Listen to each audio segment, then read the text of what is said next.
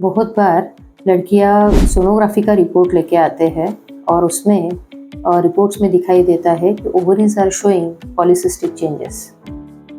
तो ज़रूरी है कि सोनोग्राफी की रिपोर्ट पे ही ये पॉलीसिस्टिक ओवरीज कंफर्म है? तो बिल्कुल भी नहीं। अगर बहुत बार हम लोग ये देखते हैं कि लड़कियों को सिर्फ थोड़ा बहुत पेन होता है या एब्डोमिनल पेन है, पेशाब में कुछ जलन हो रही है, इसलिए सोनोग्राफी के रिपोर्ट्स किए जाते हैं और उसमें एकदम से अचानक से पॉलीसिस्टिक ओवरीज चेंजेस दिखाई देते हैं।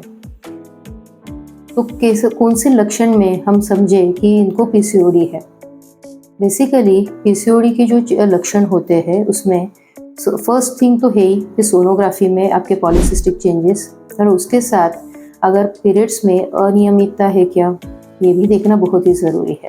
दूसरी बात आती है चेहरे पे जो अनचाहे बाल बहुत ज़्यादा हुए या नहीं है। तीसरी बात होती है कि मुँह से उनको मुंह पे बहुत ज़्यादा आए हैं कि नहीं है, वज़न हद से ज़्यादा बढ़ गया है कि नहीं। अगर ये सब लक्षण अगर मैच होते हैं तभी जाके सोनोग्राफी के पॉलीसिस्टिक ओवरीज को हम लोग समझ सकते हैं, सोच सकते हैं कि ये पीसीओडी के चांसेस है। अब अमेरिकन सोसाइटी ऑफ रिप्रोडक्शन में ये बताया गया है कि सोनोग्राफी में पॉलीसिस्टिक ओवरीज के चेंजेस होना। दूसरी बात होती है कि चेहरे पे अनचाहे बाल या अनचाहे ये जो बहुत सारे मुहासे आ जाना, उसमें ब्लड टेस्ट में अगर एंड्रोजन लेवल्स बहुत बढ़ जाना, टेस्टोस्टेरोन बढ़ जाना, डीएचए लेवल्स बढ़ जाना। और थर्ड बात आती है कि पीरियड्स में अनियमितता, मतलब पीरियड्स रुक रुक के आना या डिलेड हो जाना। मोस्टली 1 मंथ में मासिक आती है, किसी किसी को मासिक इतनी डिले हो जाती है कि 1.5 महीने, 2 महीने, 3 महीने, कभी भी अगर मासिक ना आना, ऐसे इसको हम लोग डिलेड पीरियड्स कहते हैं। तो अगर ये 3 में से 2 लक्षण अगर पॉजिटिव है तो हम उसको पीसीओडी कह सकते हैं। पीसीओडी क्यों होता है? इसका फर्स्ट रीज़न है जेनेटिक प्रीडिस्पोजिशन, यानी मदर को है, मासी को है, बहन को है, तो ऐसे इसमें आपको भी होने के चांसेस थोड़े बढ़ जाते हैं। सेकंड इम्पॉर्टेंट कारण होता है लाइफस्टाइल डिसऑर्डर, यानी इसमें आपके वज़न अगर हद से ज़्यादा बढ़ रहा है तो वो क्यों बढ़ रहा है? क्योंकि फॉल्टी डाइट की वजह से। इसमें हम लोग प्रोसेस्ड फूड ज़्यादा खाते हैं या तो फिर जंक फूड ज़्यादा खा रहे हैं, प्रोटीन्स की मात्रा कम ले रहे हैं, विटामिन्स की मात्रा कम ले रहे हैं, एक्सरसाइज हम लोग बिल्कुल भी नहीं कर रहे हैं। एक्सरसाइज का मतलब क्या होता है कि ऐसे गार्डन वॉक करना, इसको हम लोग एक्सरसाइज नहीं कहते हैं।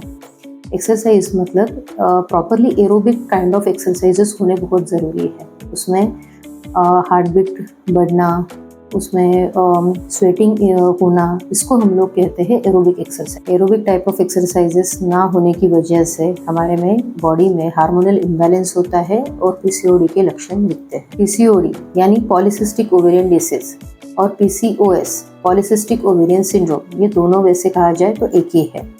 पीसीओएस में मासिक अनियमित क्यों होती है? क्योंकि ओवरीज की साइज बढ़ जाती है।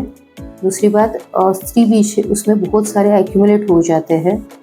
नॉर्मली हर महीने 14th या 15th डे एक स्त्री बीज मैच्योर होता है, वो फूटता है, उसको हम लोग ओव्यूलेशन कहते हैं, और नेक्स्ट 14 to 15th डे में उनको मासिक आ जाती है।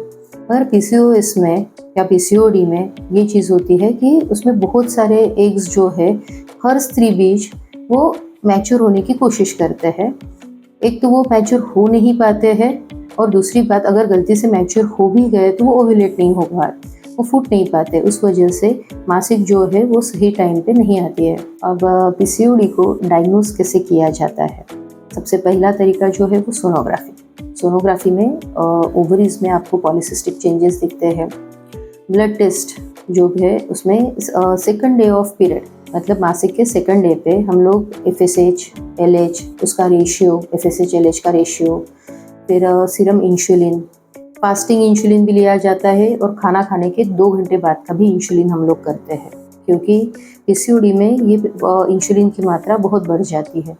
मेटाबॉलिक डिसऑर्डर भी है। कभी कभार हम लोग को इसमें थायराइड की प्रोफाइल, प्रोलैक्टिन, फिर अगर फेस पे बहुत सारे मुहासे हो या अनचाहे बाल हो तो हमें मेल हार्मोन्स की टेस्टिंग भी करनी पड़ती है। टेस्टोस्टेरोन है या तो फिर DHEAS है।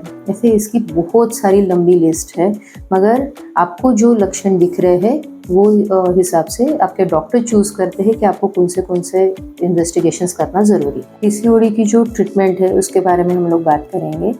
ये जो है इसमें हम लोग डिपेंड होता है कि आप मैरिड हो कि अनमैरिड हो, इसमें आपको अभी बेबी चाहिए है कि नहीं चाहिए है। कभी-कभार बहुत बार फेस पे मुहासे होते हैं, अनचाहे बाल होते हैं, तो आपकी मोड ऑफ ट्रीटमेंट अलग हो जाती है।